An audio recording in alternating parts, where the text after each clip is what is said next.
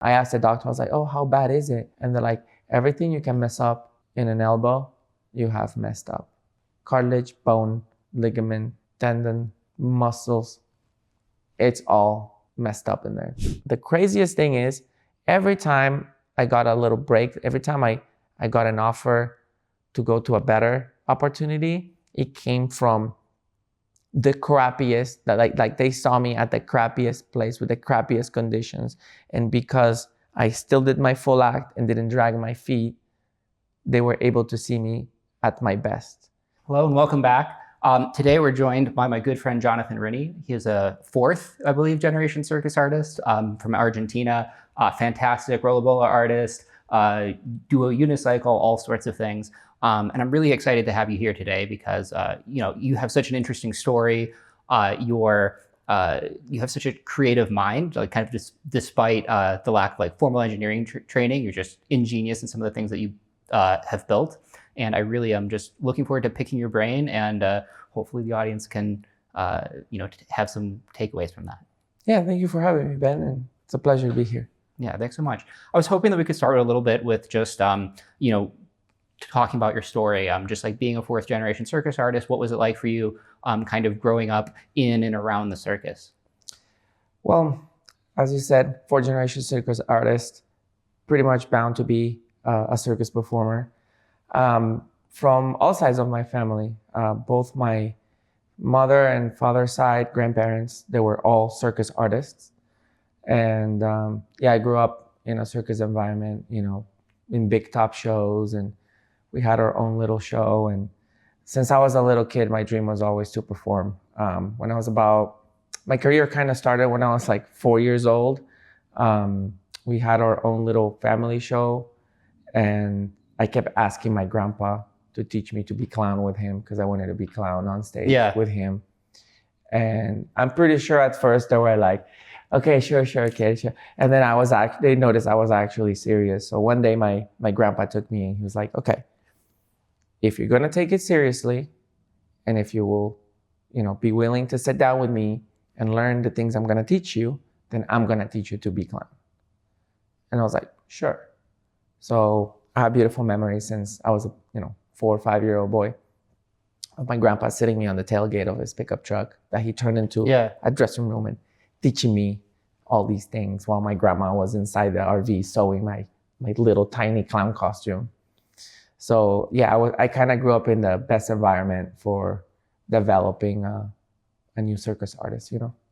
That's awesome. I'm very interested in kind of the like non-European clowning tradition, which I have like some amount of familiarity with. What are you familiar with, like the differences kind of in like your clown training versus? Oh yeah. Very big differences. Both are very distinct. Yeah. And both take different approaches to comedy. I mean, every country has a different way of portraying comedy. But basically our way of clowning in South America is talking. You don't mime so much. You mainly base it off of, jokes, like mainstream jokes that would work, kind of like stand-up comedy-ish. Right. Things that are relatable or general knowledge, making fun of a politician, or, portraying something off of a soap opera, and it's mostly spoken. So. I didn't just learn to go out there and be a little cute clown and like do a fake fall or something. I actually walked on stage for the first time with a mic. So I had to just remember a lot of these jokes. Was it back just and you, forth. or was it like you and your grandfather, or what was that first experience like? My debut? Yeah. Oh, it's so funny because I was standing backstage and I think we were in some little big top show in Buenos Aires. And right before I go out, literally I'm peeking through the curtains, and my grandpa is super proud, and he's like introducing me, telling the audience it's like I'm his 4-year-old grandson, and this is my first time performing. And I'm standing back there with a mic, and my clown nose string broke. And I remember clearly, I was like, I can't go out without my clown nose. That's like breaking character. And I just walked out holding it. He was like, why are you holding it? Like, he's looking at me like, what's wrong with your clown nose? And It's funny to me now to imagine that and little me thinking stay in character, you know. Yeah. So it was. I don't remember. I just remember very small moments like that. I don't remember exactly how it went, but yeah, I liked it. I enjoyed it. I actually wanted to be there. I actually wanted to do that, which I find it pretty cool because maybe kids get excited and like, yeah, I want to do it, and then later they're like, don't want to. But I actually wanted to, and I kept that. Yeah, no, it's pretty magical to like be in that environment and actually have that desire and not be like, you know, in some ways it's kind of like the default thing based on like your environment, but in other ways, like, you know, both my parents are lawyers. I want to be anything other than a lawyer, you know? So like having that, you know, the availability of that environment and that desire, I think it's like a pretty magical combination. Yeah, and it never really wore off. Yeah. You know, my desire to be on stage, which I think gives me it gives me like an almost unlimited source of like it gives me like this pool of motivation that fluctuates but never runs out so far. Yeah. You know, maybe one day it'll run out and I'll retire, but as of now I'm still into it. That's awesome. So from clowning, you know, obviously are, you know, mostly Rolla Bolla artists these days. What was that journey like in terms of like exploring other disciplines and, you know, kind of what made you, you know, search things out to begin with, and what made you settle on, So Rolla as I'm growing up, you know, I'm the circus kid going to school, getting bullied most of the time by just being the circus school. The circus kid in school. Yeah. And as soon as I mentioned that I was a clown, the bullying just exponentially skyrocketed. And for some reason, when I was nearing the age of 10, 11, I didn't not enjoy clowning anymore, but I started to not feel as connected to it. And at the same time, my dad was teaching me other non-clown acts. So he started teaching me to juggle. I think I can juggle since 6. Sure. As soon as my tiny hands were able to grab the professional props, my dad started to teach me. I think he taught me first with rings and then clubs. Had a bit of a size disadvantage because I'm still small, but I stayed small, like little kid small, for the longest time. Yeah. So I couldn't reach the unicycle pedals that my sisters rode, and but yeah, between the age of like 5, 6, I started learning juggling, and as soon as I reached the pedals at like, I think I was maybe 12, 13, that's when I started learning serious acts. And when I was around 11, we kind of closed our own small show and we went to work to like a bigger circus. And on that bigger circus, the clown wasn't in the deal. So I stopped clowning, and then I was able to shift into the serious acts. But my father always told me, he's like, because I felt like I felt like I was on the bench for the longest time because my mom, my dad, and both my sisters that are older than me, they performed already full time. And I was always, helping set the props and cleaning everything so it's not dusty, so it looks shiny and nice on stage.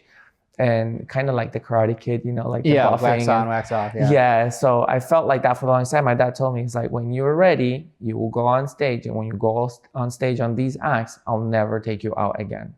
So he was like, be patient. So I continued working hard. And what ended up happening is one of my sisters got tendonitis on her knees. And the show added an extra day, and she had a doctor's appointment. So my dad comes to me on a weekend and he's like, you're gonna be in the show in 2 days, and you have to do both acts, juggling and unicycles. That was like, whoa, I have to like non-paint my face now, and falling is no longer funny. Yeah. And not only I have to do one act, I have to do 2. So that was kind of like my transition into serious acts. And yeah, the rest is history. For sure. What was it like just, like, getting that exposure clowning early, like you got comfortable in front of an audience, I imagine from a young age. The craziest thing is I didn't really understand how much it gave me until 2 years ago. Yeah. When I did my first third contract. Mm-hmm. When I didn't realize how much of clown can help you in other things in an act. You can take almost any discipline and you can have like many different ways of doing the same thing. Yeah. I could always go up there on my Rolla Bolla table nowadays and be like super dramatic and serious and it's like everything is death. Or I can be a little bit more chill, kind of cool, or I could be just like kind of sloppy and clownish, but with still having that impressive factor. And that's what they kind of asked me to do there. They were like, no, we want you to be more like a cool guy and that has it figured out, but it's a bit more fun. And I kind of came up with this new way of doing my act. And when I saw my first video in the show, I was like, I can't believe how much of that little clown comes out on that act. It was like a beautiful thing. So it definitely helped me in many ways. Yes, confidence on stage, definitely being a little bit shameless also comes from there. And I think that started as early as my little 4-year-old first performance. Yeah. When you were like practicing, these more technical disciplines, what did that practice process look like in terms of like how often you were training, the types of exercises that you were doing, and what was like the motivating philosophy behind that? Was there like a method like within your family, like an oral tradition, or like a more like codified, like this is how you learn X? So both are not entirely accidental. Like I'm going to talk about cycling and Rolla Bolla. Yeah. Both are kind of accidental, but definitely intentional. So as I said, I used to help set the props. In South America, it's a good idea to store your props in a semi, in a big top every night, lock it up so they don't disappear. So I remember carrying all the unicycles one day, and I carry the 5-foot giraffe. I'm like 12, 13. And I lean it on the truck, and then I hop on the truck, and I'm about to pull it up, and I'm like, no one around. And I literally attempted to ride a 5-foot unicycle, not a little one. I just went for that one. I had a gut feeling. So I sit on this thing and I take off and I rode it like 12, 15 feet and then I fell. Yeah. And this was your first time on a unicycle? Yeah. And then my dad saw me and I was like, no playing with props ever, even your own props. And my dad was like, whoa, you're going to start practicing tomorrow. I was like, crap. Yeah. So my dad grabs a unicycle, cuts the seat, does some modifications. And the next day I start riding a small unicycle outside. In 2 days, I'm already riding in straight lines almost indefinitely. And then, I started practicing on stage. You have to go in circles, learning to turn, learning trick by trick. So that was how I started unicycle. I wasn't, at that point, in traditional circus, it's rare that you take like a gymnastics approach to things, like, oh, do these drills and then do these core exercises and do this type of stretching. No, you just grab the thing, you go and spend hours sweating it in the tent until you get it right. It's kind of more old school. Yeah. So eventually I got good enough on that. Till that day, my dad said, hey, you're going to be on stage. Rolla Bolla, I was much older. Rolla Bolla, I started at 18, which generally for some disciplines, it is difficult to start that act at that age and still like be competitive. Sure. So Rolla Bolla, we were in Mexico and my sister had met someone, and one day she comes to, and tells us, I'm going to give you 30 days to sort out the acts without me. Mind you, we're a troupe, we're 5 people performing. So, it's a responsibility. You have 5 days to get the acts together and I'm going to go and start my life with my boyfriend. So we're like, okay. So that day, I go to bed and I'm like, okay. So we have juggling, unicycles, and my sister's Rolla Bolla. I was her assistant. I was like, we already get paid like crap. And if once we tell the show owner that we're gonna lose an act, the pay is gonna get even worse. So I was like, well, I'm 18, I'm healthy, I'm young. There's no reason why I couldn't at least give it a try, see if I could do Rolla Bolla. I didn't really like the act much by then, but I was like, we'll see what happens. So I asked my sister if I can, borrow her props. And the next morning I go in the big top at like 8 a.m., which is rare for me. And I set everything up and I start learning. Literally, when you watch my act, it's like you're watching my polish rehearsal, because I started with 1 and then with 2 and then with a ball and then with 3 and then, like I literally learned the act in the same order you watch it today.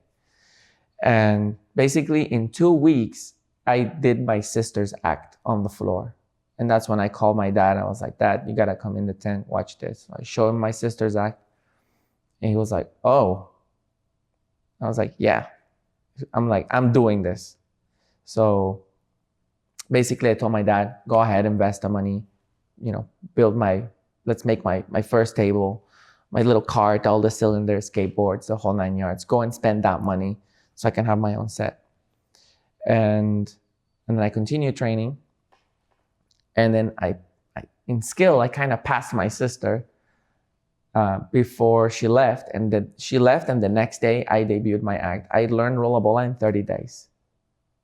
That's absurd. So and the spine of that act, it's the act I do today, it's the same act.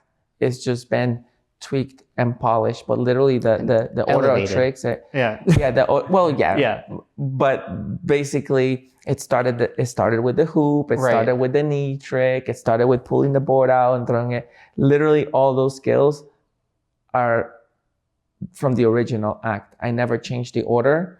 I just kind of got it right back in 2010. That was. Yeah. And was that you just like, in the big top kind of fiddling around, or was your sister giving you like any? Fully by myself. Fully by yourself.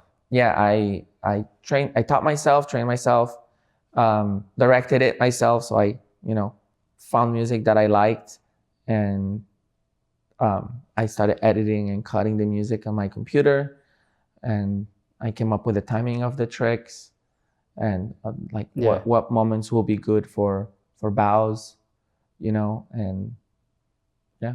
Yeah. Other than like kind of your grandfather teaching you some basics of clowning, did you ever really have like a coach type influence? Not really. Generally in traditional circus, your coaches are your parents or somebody else's parents. But my dad did teach me a lot. Yeah. He taught me to juggle. He taught me some basics in unicycle. My grandpa taught me a lot. But a lot of the things that I learned by just watching things, but actually paying attention to the small details. Mm-hmm. Why do they put their hand here or there? Why is their chest here or there? What is their posture? Literally the why for everything. Yeah. There's always a reason why. Sometimes it's just random in style, but generally in circus, there's a reason why people do things the way they do. So I don't know. I guess I had an eye. I assisted my sister for years. Years. So I just learned by watching. Mm-hmm. Yeah, absolutely. And when you're like trying things yourself, right? Like I imagine, like even the first time you hopped on a unicycle, you went 15 feet and then you fell. What do you have like a thought process like between repetitions of like, oh, this is like what was going on? Maybe if I try this, is there like that kind of conscious thing, or is it a very intuitive? Yeah. And I don't really coach much, but when I coach, I try to tell people, I'm like, analyze why. Yeah. You run a tiny investigation of why it didn't work. You can't just be like, oh, I'll try it again.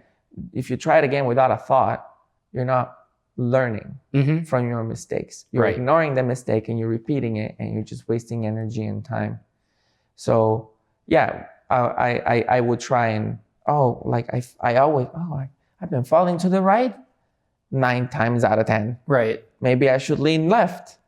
There's got to be some kind of thought process. So yeah, I always, and I learned this from juggling, because I learned juggling first. Juggling is just a pain in the butt.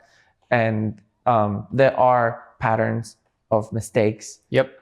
That once you recognize them, you start doing them and you get better right away in juggling. Juggling is very, mind intensive. So I learned that from juggling, and I guess I took that with everything else, with cycling and, Rolla Bolla. That makes a lot of sense. When you're practicing, like the skills that are difficult for you, like how often do you practice those versus other skills? Where are they in your, like relatively speaking, in your training session? And what are your thoughts on something that is like too hard versus like an appropriate progression? So, for example, I have an act that I perform all the time, and then I have my festival, right? My competitive Rolla Bolla act, right? And although I could stay at festival level indefinitely, it would be too stressful and too difficult physically, right, to maintain for an extended period of time. And I find it more fun to upgrade and downgrade when it's necessary. Yeah. So I learned about this festival sometime in the summer. I was in the Georgia Aquarium doing a contract there, and I wasn't at that festival level. But I knew in advance, a couple months before. So I started to, for example, I started to make sure I do the 7-stack 360 right every single day. Every day, run that drill, do my squats. Basically, I started this torture process of making my training so much more difficult than the act, that the act feels easy. Yeah. Kind of easy. Yeah, for sure. So if I need to balance for 1 minute on stage, then I'm going to balance for 2 minutes in training several times in the same training session, while doing something like absurd, like sit-ups on a 7-stack in between 360s. Mm-hmm. Like the workload needs to be so much harder. So yeah, I do increase my skill level so I can be comfortable in a competition or a TV show or something fun that I want to look good at. But it's hard to maintain that level. So I always take it down a notch to keep it enjoyable, keep it fun, keep it stress-free. It's awesome. So one of the things that I think really made me want to do this with you was, you engineer your own tables. You've kind of talked about stories, like even here, of like your family just kind of like building things and figuring things out. Can you talk maybe a little bit about that kind of inventiveness? Yeah. So, like when I do TV shows and stuff like that, they love saying like, oh, you're so talented. They almost act like I was born being able to stack 8 cylinders and do all these crazy things on stage. And we all know from our industry that doesn't come from genetics very much. It comes from just hard work. Yeah.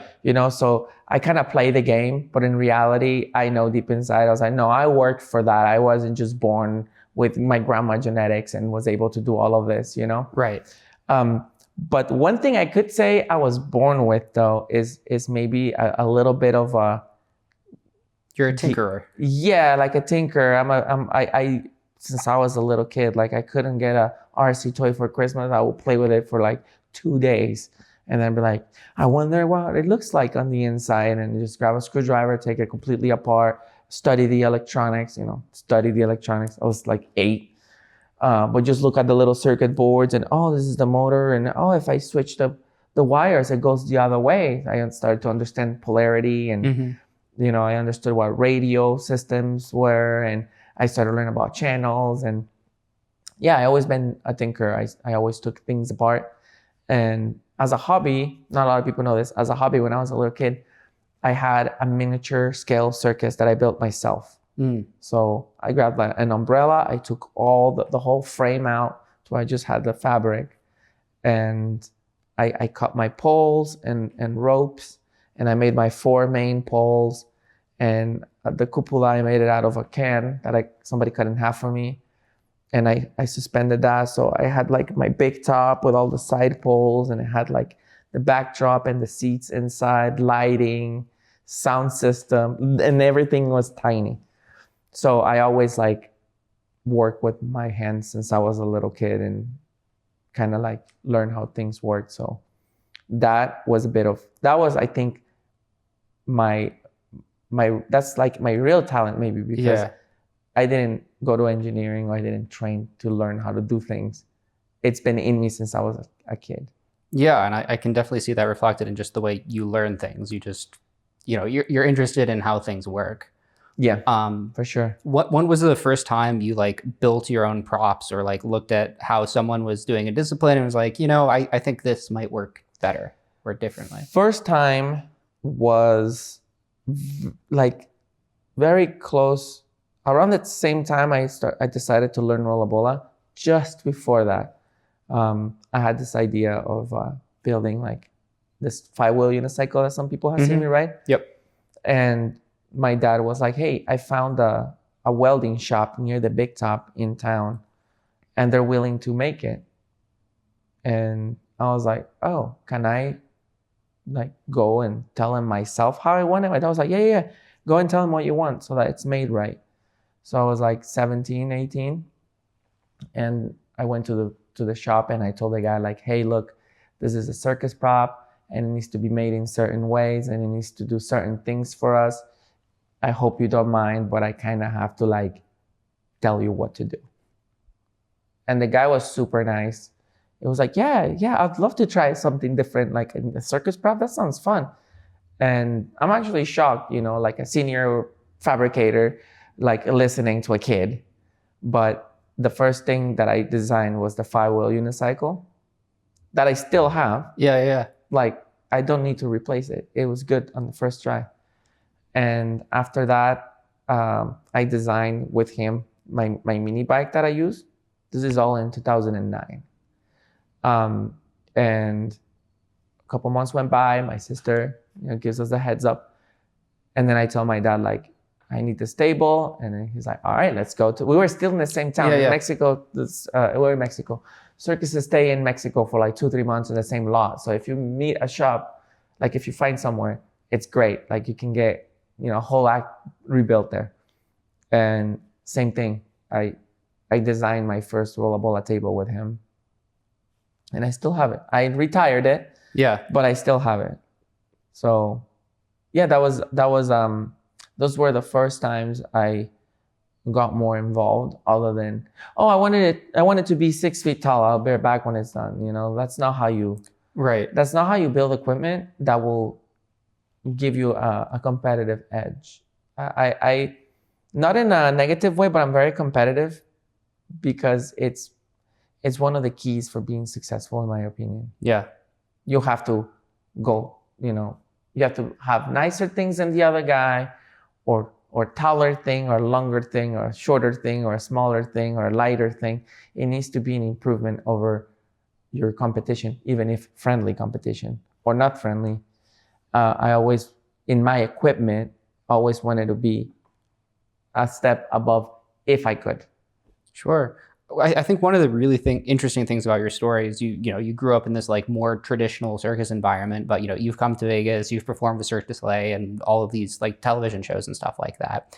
And the industry has changed so much just during your lifetime, and you've kind of gone from one in some ways like one world to another. And I'm interested in what that transition has been like for you. What are some of the kind of key changes, and how have you thought about marketing yourself and presenting yourself in this type of environment? So I'm gonna put a lot of it on bit of luck, I think. Yeah. I think we as artists, we all have a moment of luck that we need to recognize and take advantage of. Sometimes it comes once. For some people, sadly, it doesn't happen. I've seen so many amazing acts that haven't been seen. But when well, so luck, okay? Part of it, a little bit of luck. Right. But definitely, I was definitely different in some ways. Let me give you an example. I did so many trad shows in America that have the worst working conditions you could possibly imagine. It's almost like it's on purpose. And even in those shows, I would go and clean my props every day, Right. and make sure everything is looking mint and nice. Not let my cylinders look all scratched and beat up like I don't know how to do Rolla Bolla, because it's a direct translation. If I balance on things that are all chipped, it was gonna look like that show. They were lucky to not see me fall. If you're a producer, for example. So attention to detail, and the fact that no matter what, rain or shine, I always did my full act everywhere. I always did the best act I could everywhere.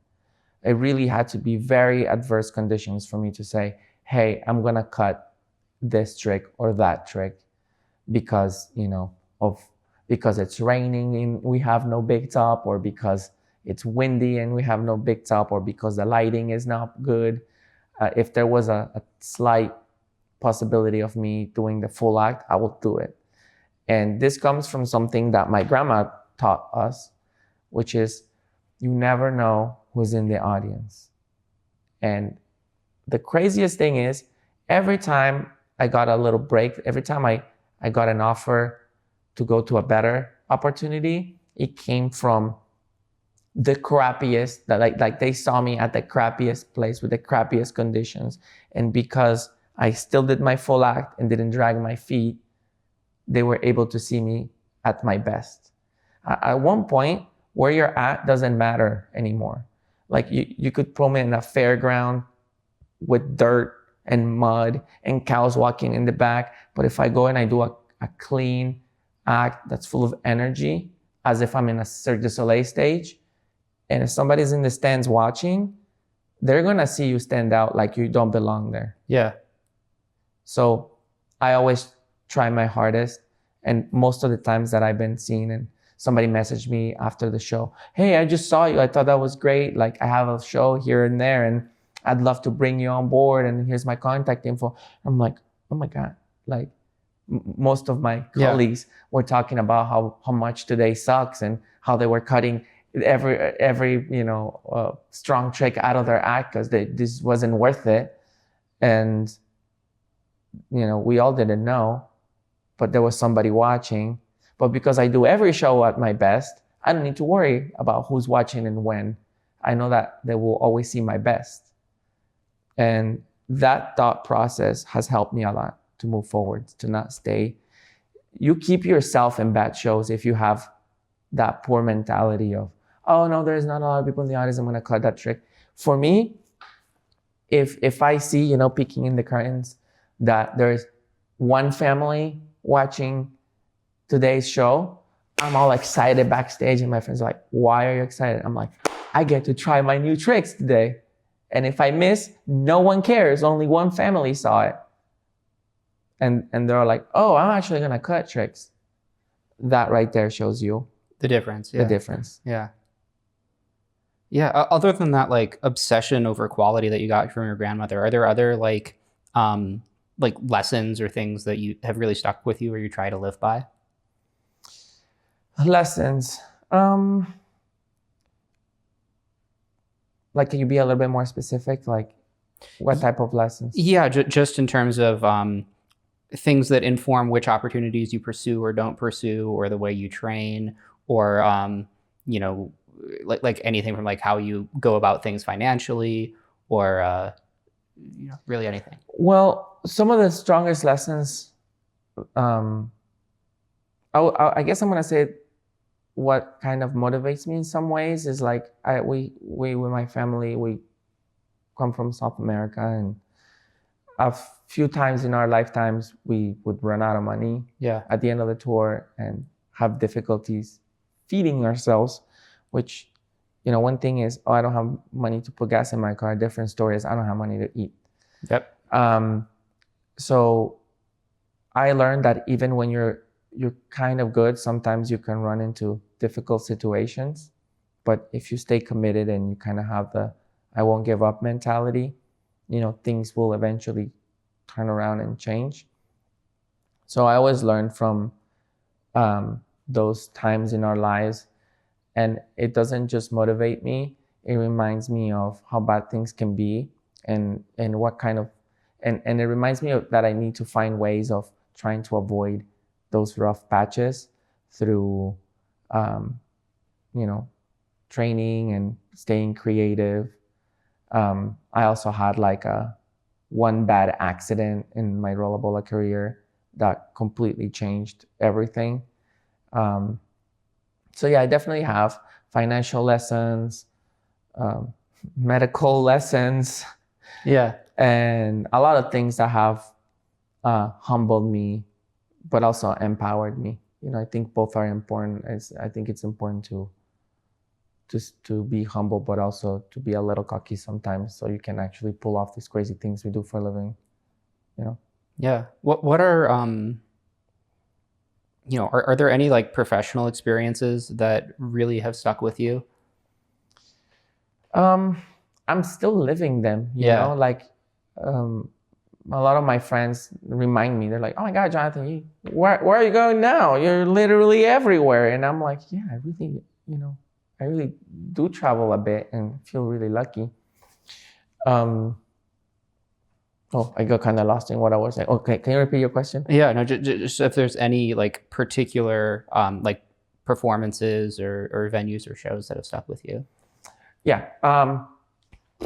Where can I start? It was a really cool thing for me when I went to AGT. I really didn't know what I was getting into. But doing my act there was like the first big, substantial thing that I did. Yeah. Even though I've been performing my whole life, and right now it's kind of cheesy, maybe. But for me, that was like a huge break. And in that show was the first time I did the lift. That was the little premiere of my taped together lift that barely worked, but worked. That one was very life-changing. But honestly, still, like, I just came back from Japan and I was like, I got myself to Japan. Yeah. I'm still like in shock of the things that come my way. And I feel like this huge responsibility to enjoy them and to do them well, for me, for my family, and for like my friends, and maybe for those that wish they could be in my shoes in that moment. I also learned from, the bad, also like my accident and stuff like that. Would you be comfortable talking a little bit more about the accident? Yeah. Now I'm kind of like good with it, but at that time it was very traumatizing. Sure. So I'm gonna make this as short as I can. I'm performing in Reno. I was on that stage for 4 years, and I performed about 4,500 acts. So it's like, I was in Circus. So you do an act, 45 minutes, you do another act, 45 minutes, half and half. So Rolla Bolla was 2,000 something acts. And at one point, I started to get cocky. And I was like, I've been mounting the 8-stack without touching the pole for weeks now. I don't even remember last time I needed it.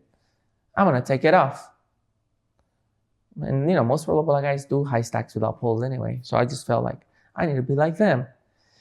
And I told my assistants at the time, like, we're gonna take it off next show. I can do it. And I went up, and I think I missed that first one, but in a non-scary way. So I was like, give me everything back. I rebuilt it, and I did it. Go up, balance, come down, no problem. Next show, better. And then I just did it. I think I did it for almost a month. So like, actually no, like 2 months. Yeah. I did somewhere around 70 performances without an issue. Yeah, and for context, you're doing an 8-stack on top of a table that's... Yes, I'm on a 5-foot table. The stack is about 5 foot. I'm 5'6", so it's like tripling my height, like 15 feet. You're basically standing on top of a ladder. Yeah. And of which I think I have control over. Yeah, at this a point. ladder that. Yeah. And so there's this show. It feels so weird because another artist asked me to switch our show times. So I was kind of like subbing for him. Sure. So I felt weird after because I was like, I wasn't supposed to be there doing that at that moment. So we switched show times. I'm doing my whole act. It's packed, full of, the parents always put the kids in the front so they can watch. It's a very small stage. And I'm about to mount my 8 stack. There's a moment where I have to be in the zone and I have to find the point before I commit. Right. And as I'm about to do that, there's a little kid that like get on the ramp that's in front of the stage and starts to walk on stage. Right. So I'm like, whoa, that's not supposed to be here. And I look at the stage-head and he runs to get the kid. As all of this is happening, now I'm distracted in my brain. Right. And I go to mount again. And I now know that I changed my body position like by this much. Right. Without noticing. So as soon as I mount, I'm falling back. Oh, no. And in Rolla Bolla, it's pretty easy. If you fall back, you just kick the cylinders, they fly forwards, you land on the table, you're good. But the kids were like where the wall is. For references, that's like 6 feet, 7 feet. Yeah. And I'm 15 feet high. If you do the math, it will literally land on their head. Smash the kid, yeah. I will smash all the kids, not just one, there were many. So I'm up there and I'm like, crap, I can't ditch. And I like struggled to hold it for like what felt like an eternity, was probably a second and a half. Yeah. And then I decided to do this with my body. So I kicked the cylinders backwards. Yeah. And when I did that, my body just flipped forwards and I start to fall to the right a little bit. So I completely missed the table. And so basically this is my head. I just do this to the floor. I put my arm out first. It hits the ground, breaks and dislocates. And then my forehead hits the ground second. And then the rest of my body goes boom. And I was conscious the whole time. I just heard boom. And then my ears ringing like in the movies when someone throws a grenade. And then everything is like in slow motion. And I hear like, Jonathan. And when I turn, I see my arm. I'm on the floor, by the way. Laying down. I see my arm folded the other way. So my family then followed the protocol because I had talked about it. I was like, if I wipe out on stage and I'm conscious or unconscious, pick me up and drag me off stage. I don't want to become an act in itself with everybody recording me, bleeding myself on stage or worse.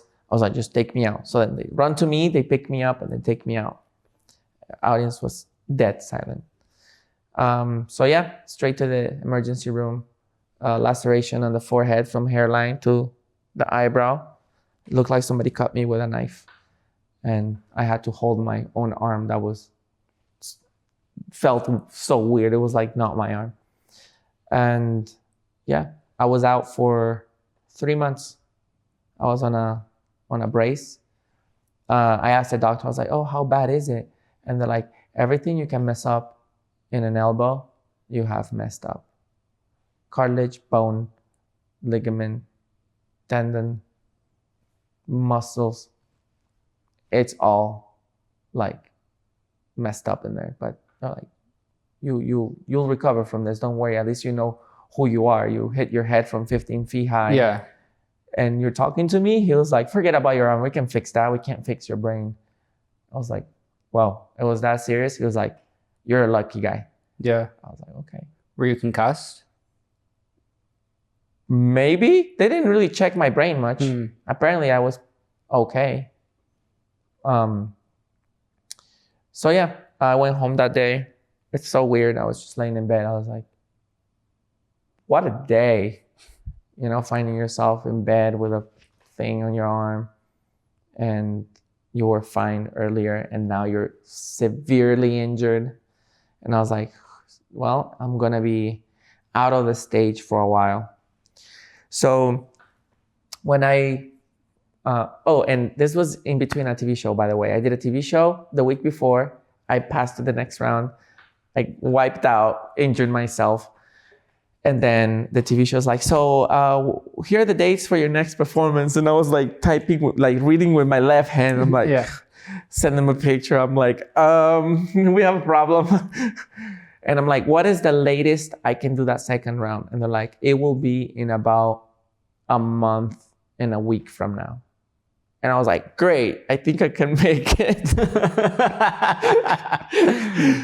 And honestly, the timing of that really helped because I had something to look forward to. Yeah. You know? So long story short, I didn't listen to the doctors very much. Yes and no. You have to choose when to and when not to. Right. This is not a medical advice, but it worked for me. You know, can't sit and rest forever. I have to move at some point. So whenever I didn't feel as much pain, I started to, move my arm a little bit.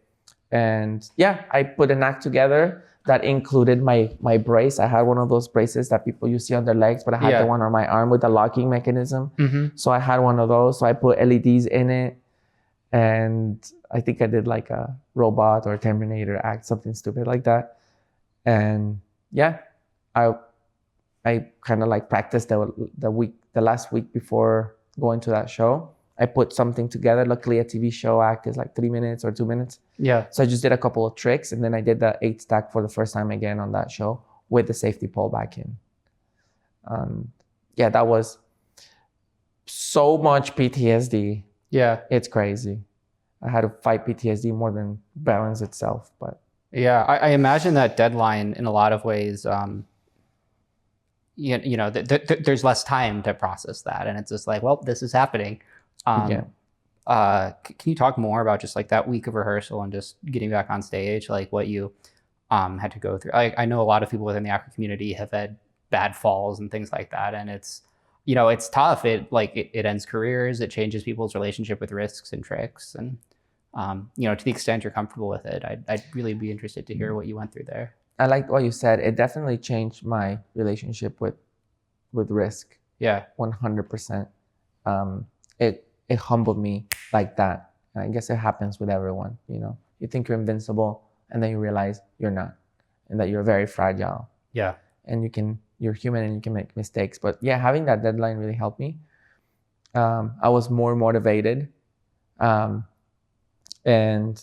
I just said, you know what, this doesn't have to stop me. I'm gonna need to relearn this act because, again, I was fearful of standing on my table. Right. I went up there and I was like, ooh, I have anxiety and I'm not even balancing on anything. Yeah. So I decided to take all the risky bits out of my act. For those that have seen it, for example, the jump on the skateboards, that's a moment of high risk. It's very short, but very high risk. If I land it wrong, the wipeout is really bad. So all the little things that were actually risky, I took those out of the act to make it easier and more feasible under the current conditions. And yeah, and I just trained on the floor a little bit. I came up with what I wanted to do on the table. And yeah, I just went up there and did it. I kind of I used the brute force method of, no, you're doing this. You have no other option. You don't have a degree on anything. So this is your career and you're not going to let this accident stop you. So I tried to tell myself that. And because I told the TV show I was doing it, I had an outside factor, like an outside pressure that wasn't just me. It was like, no, they already bought me the ticket. So this kind of has to happen in some way. So yeah, it's mostly just staying positive and motivated and not letting it, stop me. Yeah. I know that you're still very close with your family. When we, performed together recently, like you had your parents there. But I imagine that, for things like Japan, you might have been traveling without them. What has it been like, like living the life of a performer, being on the road, especially coming from this kind of family circus environment? So as you know, I grew up in traveling my whole life. Yeah. Since I was released from the hospital with my mom, I've been traveling, and I've been traveling with my parents. Traveling now is definitely different than it was before. Like, I still really enjoy traveling to some places, but mostly I'm a little bit over traveling and I'm ready to like calm down a little bit. Yeah. But for some reason, I'm more successful on the road than maybe I will ever be in a residency in Vegas. That hasn't happened to me yet. But yeah, sometimes I travel with my dad or my girlfriend, and sometimes because of health reasons or, immigration, legal BS. Like recently for Japan, my girlfriend couldn't join me. So I went with a friend, the friend that actually helped me get this contract in Japan. I taught him to assist my act. And there's definitely a lot of mental strength involved in doing something like what I just did. I did the festival with you and I had my team, Yeah. behind me, which helps a lot. Yeah, But then to paint the picture, he had like 2 vehicles. You had like 7 chairs. You had the grill. Oh yeah, we had a whole setup backstage. And we almost brought the trailer. Yeah. But yeah. So I had my mom and dad. My dad recently had several strokes and was in very rough shape. And he, similar to me, he knew about the festival and he wanted to be there to help me, and that helped him a lot to stay motivated and recover as good as he did. So yeah, I had my mom, my dad, and my girlfriend all back there helping me. And that feels really good. But then the complete opposite happened. We finished that festival. I had one day off to pack bags and get ready. And then the next day, I flew all the way to Japan by myself. Yes, I had a friend there. But, I was like, oh, I don't know who's going to hold my line. I don't know who's going to do this or who's going to do that or who's going to make sure my table isn't shaky and everything's in place. Sure, you have prop crews, you have riggers, you have a lot of professionals, but like it felt very different. Yeah. But I've kind of gotten used to it. Maybe before I was in full panic, like in the whole flight there, I would be like, oh my God, how am I going to do this? Are they going to learn it right? Am I going to look as good as I did on my videos with the new people helping me? But I learned not to worry about things so in advance. Just wait until you notice it's a thing of concern and then get concerned. I'm trying to enjoy things more. But recently this trip has been like the most enjoyable thing. I could have been more enjoyable if I was able to bring my girlfriend or my parents or friends, but the way it happened, it was still enjoyable, and I was really happy about it. Yeah. Are there other I don't think milestones is the right word, but you've mentioned that you've gotten more into coaching, and you're very much a fixture of like the Vegas community. Have you given much thought to like outside of performing, or maybe like what a post-retirement life might look like for you? I'm trying to. Yeah. Because I feel like a lot of performers, they just perform, and then they don't know what to do with their lives. Yeah. I don't want to find myself in that position. But I am trying to see which way I want to go. So I don't know, maybe I would love to direct a show like most artists. I would love to coach like most artists. And I also thought, oh, maybe I should open a shop to use my gift, talent of creating props that help artists, get to the next level and stand out. There's I got a little bit of inspiration in this company. So we have Lockheed Martin. They make crazy planes for the military, but then they have a division called Skunk Works. Yep. And that's where the smartest brains are. And those guys just kind of have a open budget, and they can pursue sometimes the craziest ideas, and some of the fastest flying, highest flying, coolest things have been built there. So basically, if you are looking for something crazy, you probably want to talk to Skunk Works. So I want to be a little bit of the Skunk Works of Circus. I don't want to build you a hand balancing table that has canes that don't do anything. That to me is boring and it's too average. If you come with an idea of a hand balancing table that spins and lifts, or one cane lifts at a time, or they just kind of juggle themselves and has a little tiny water fountains like the Bellagio, then I want to be the guy you think of when you want to build something like that. Because I feel like Circus has a lot to benefit from the things that aren't related to human performance. Yeah. You know, at one point, say I teach you Rolla Bolla. At one point, I can get you to do my full act.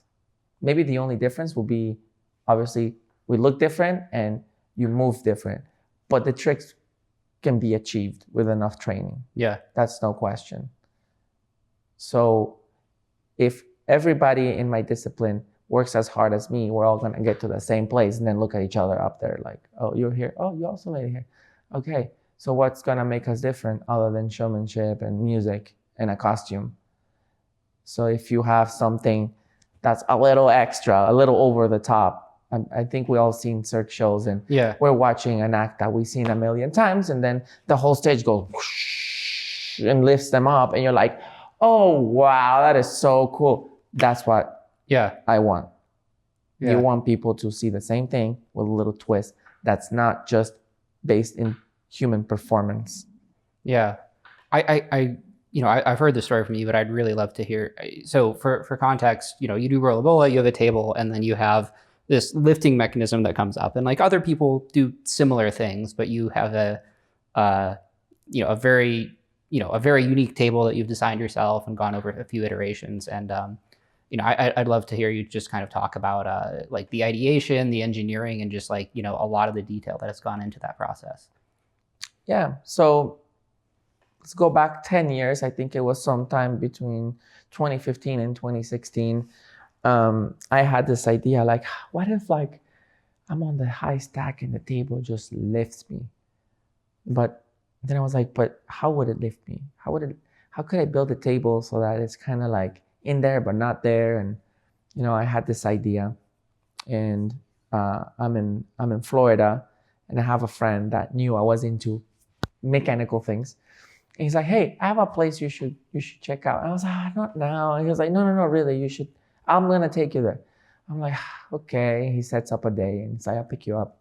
So he takes me to this place, and I'm walking around. I'm not looking for anything to build anything. I'm just looking. And then in a corner, I see the mechanism that I bought a new one, but the exact same style of mechanism. When I saw it, I was like, there's my lift table. That's it. Like, I recognized it on the spot, which was pretty cool. So I bought it. It was super worn out, janky, but I took it home and I paired it with another thing, a bunch of items that have nothing to do with each other. I put them together and I started prototyping my lift. This is 2015, and I was in St. Cloud, Florida. And I continued working on this table. It was a bit of a money pit, everything. Every time I went to the machinist or something, it was like $500, $700. It didn't work. Throw it away. Try it again. But eventually, I built my first prototype table that was built to house the system and prove my concept. And I tried it there for the first time, and it worked, but it needed a lot of work. It was wrong in so many ways. I kept trying, and around the same time was when I went to AGT, and I made it to round 2, and I showed them a video of it, and they liked it. And I was like, okay, the way it is right now, I cannot use it. It barely worked for that video like a year ago. I was like, if you help me with some money, I can finish it, and it will be ready for the show. So they gave me some money. I bought the nicer stuff and spent some of my own money, and still it barely worked. But I did it for the first time on AGT. But it was definitely an expensive, a long and complicated process of creating something that didn't exist, but that only I knew how to build, because I'm not only the designer, but I'm also the end user. And that's what I think is very important. Was very important for this trick, was that the fact that I had to stand there and use it I really knew what I needed it to do, and it took a long time and a lot of money, but now I know what I needed to do and how I need to make it do that. That's really awesome. And you're on what, version 3 now? Yeah. So I go like the Iron Man suits, Mark 1, Mark 2, Mark 3. So Mark 1 and 2, they were put together with a hammer, Mark 3 is the first nice prototype, and it's a table everybody has seen. Mm-hmm. And I'm gonna, now I'm 80% done with Mark 4, which I'm really proud of because it's like better in small but big ways to me. Yeah. So it's a little bit lighter, just as strong, and we'll have my new table will have a lift and the top will turn, which adds so much complexity to the inner workings of it. You don't even want to know. But basically, my lift doesn't spin, and if I want the whole top to spin, the lift when it's down needs to unlock so everything spins together, and it makes sense in Rolla Bolla. When you see, I'll make a video one day and you guys will see it, but I'm in the headache process of figuring that out, but I'm almost there. Yeah, and what's the final weight of it going to be? My current table that only lifts weighs 99.5 pounds. Fully loaded, ready to lift, battery included. So my goal is that the new table that will rotate weighs the same, which means I needed to put the current design on a new diet. It needed to lose all the weight that it was going to regain with all the mechanisms for turning it. So that's nickel and diming with ounces. Yeah. Everywhere I can put a hole or make a cutout or use a thinner material, I am doing that. But it's difficult without compromising the safety of the prop. Right. Rolla Bolla tables are a different animal. You don't build Rolla Bolla tables for standing. You build them for landing on them like a potato sack. So you gotta build it to withstand a fall from about 5 to 6 feet, so stack height, and landing on the very edge. So the most leverage, you have to build them to survive that landing with a force double or triple. So I'm like 150. The table has to survive, 300, 400 pounds landing on the very edge, and and not buckling or breaking welds or anything. And what does that that kind of fault tolerance process look like? There's probably not much noise simulation software for this exact type of thing. I know you're I could do that, but I'm still a bit old school. I like doing things on paper, and I don't know how, but it's kind of like a gut feeling, like all the computer renderings happen in my head. I can't explain it. I just know, like, okay, no, if I make that hole half an inch bigger, that's going too far, too thin, and that's where it's gonna fail, But luckily, the little gamble was my Mark III, so the ones that you guys see everywhere. And I noticed that was overbuilt. Yeah. Because it never even budged a millimeter. So I'm like in racing, if it doesn't break, it's too strong. And if it's too strong, it's too heavy. So I was like, I can definitely go thinner on the legs. I can definitely do this different. I can definitely go thinner here. And I can put not 3 holes on a gusset. I'm going to put 5. Yeah. So yeah, I don't have any software for testing like the strength of things. I just know that the previous table was overbuilt by too large of a margin. And are you able to like reasonably prototype some of these things, like with your miniature Circus, or is it? No, not really. The best I can do is like do a real size drawing. Yeah. To double check my measurements and tolerances and stuff like that. But generally, the materials and the labor is too expensive to prototype and then do a final design. Right. The current one has to work. And that kind of pressure is good because it helps that pursuit of perfection. Yeah. You have to get it right. So you're not just going to draw and send it and have it made. You're going to draw it, look at it, wait a week, look at it, wait another week, look at it again, change something, look at it 10 more times, and then send it to be made. So I haven't gotten anything wrong because I take my time I double check my work. Sometimes I find mistakes. Yesterday, I did some drawings, took some measurements. I was about to write an email, order some material that needed to be cut. And I was like, something doesn't feel right. I'm going to double check. I got something wrong. And what I was going to order wasn't going to work at all. It was going to be literally for the bin. Mm-hmm.